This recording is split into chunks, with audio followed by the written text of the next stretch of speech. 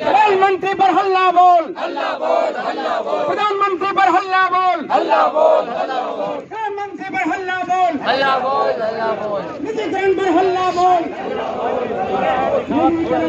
में डाल देंगे, नहीं चलेगा, नहीं चलेगा, नहीं चलेगा।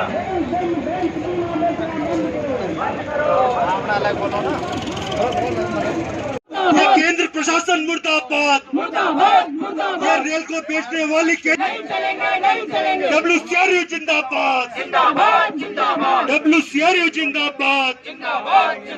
ये रेल का निजीकरण नहीं चलेगा, ये रेल में ठेकेदारी नहीं चलेगी। केंद्र सरकार मुर्दाबाद, केंद्र सरकार मुर्दाबाद। केंद्र सरकार होश में आओ, केंद्र सरकार प्रधानमंत्री पर हल्ला बोल, निजीकरण नहीं चलेगा, निजीकरण नहीं चलेगा। बोल बजोरे हल्ला बोल, प्रधानमंत्री पर हल्ला बोल, बोल बजोरे हल्ला बोल। आज रात में कभी किसी को प्रॉब्लम हो गई, आप जाएंगे हॉस्पिटल के अंदर, MBS के अंदर, और आपका इलाज हो जाएगा। उसके विपरीत जब निजीकरण की व्यवस्थाएं सुदृढ़ हो जाएंगी और ये सिस्टम है ये कमजोर हो जाएगा, ये नहीं रहेगा, तो आप कभी कोशिश करना इस बात के लिए, खाली प्रयत्न करना बिना किसी बीमारी के जाने के लिए। कोटा के जितने भी हमारे प्राइवेट हॉस्पिटल हैं, एक के लिए नहीं बोल रहा हूं मैं, जितने भी प्राइवेट हॉस्पिटल हैं वहां एक बार जाकर के आप देखना, आपकी एंट्री फीस, अगर आप बोलेंगे मेरा पेट दर्द हो रहा है, आपकी एंट्री फीस, एक फाइल के नाम लिखने की फीस 5,000 रुपए से कम नहीं होती है किसी भी हालत के अंदर। यह निजीकरण का चेहरा है आपके सामने। 5,000 रुपए, क्या हमारा मजदूर गरीब किसान 5,000 रुपए अफोर्ड कर सकता है? बिल्कुल नहीं। ये जी का बहुत धन्यवाद देता हूं और शुभकामनाएं भी देता हूं कि निश्चित रूप से चाहे चुनौती कितनी बड़ी हो, सरकार कितनी ही अड़ियल हो, लेकिन जिस तरह से सरकार का एक सूत्रीय कार्यक्रम चल रहा है कि जो सामने दिखता है उसी को बेच दो, जो सामने आए उसी को बेच दो, और जो इस बेचने के मामले में बाधा बने वो देशद्रोही है, उसको ठिकाने लगाने का काम हो, उसको भी बेच दो, उसको भी बेच दो।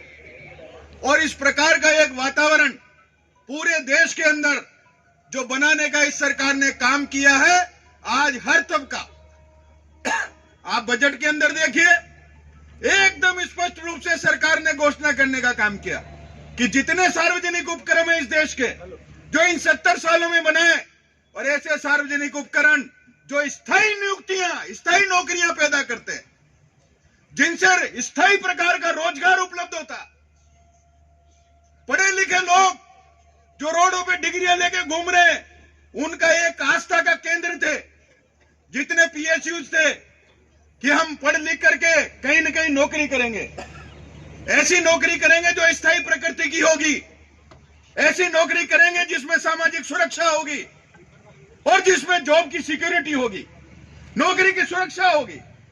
लेकिन आज यह सरकार उन तमाम सार्वजनिक उपक्रमों को जो स्थायी रोजगार देता है, गारंटेड रोजगार देता है, सुरक्षा की गारंटी देता है, सामाजिक सुरक्षा प्रदान करता है, ऐसे तमाम सार्वजनिक उपक्रमों को गिन गिन करके बेचे।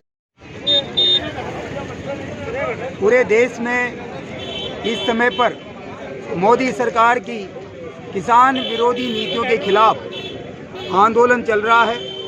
आज देश में निजीकरण विरोध में और कॉरपोरेट के हाथों में ये जो देश की कृषि और तमाम संस्थानों को देना चाहते हैं, उसके विरोध में देश के तमाम ट्रेड यूनियन संगठनों के साथ मिलकर संयुक्त किसान मोर्चा ने आह्वान किया कि निजीकरण के विरोध में जोरदार प्रदर्शन किए जाएं। DM SDO के स्तर पर ज्ञापन देकर के प्रधानमंत्री को चेतावनी दी जाए और साथ ही साथ पेट्रोल, डीजल, रसोई गैस की कीमतें बढ़ाकर महंगाई की मार जिस तरह से आम गरीबों पर थोपी जा रही है, उसके विरोध में हम सब मिलकर के आवाज़ उठाएं। उसके लिए आज यहाँ पर अभी रेलवे स्टेशन पर प्रदर्शन किया गया। देशव्यापी पैमाने पर आने वाले समय में ये संकल्प लिया, आने वाले समय में मंडियों के सामने प्रदर्शन 19 तारीख को होगा, उसके बाद में भगत सिंह बलिदान दिवस पर संकल्प लिया जाएगा और आगामी 26 तारीख को भारत बंद के आह्वान के माध्यम से मोदी सरकार को ये चुनौती दी जाएगी कि मोदी जी आप इन कानूनों को और निजीकरण के रास्ते पर चलना बंद करो, अन्यथा हमारे आंदोलन को और तेज करेंगे और निश्चित तौर पर लड़ेंगे, चाहे उसके लिए कितनी ही कुर्बानी देना पड़े, हम लड़ेंगे, जीतेंगे। नाम? दूलीचंद बोरदा, अखिल भारतीय किसान सभा प्रदेश।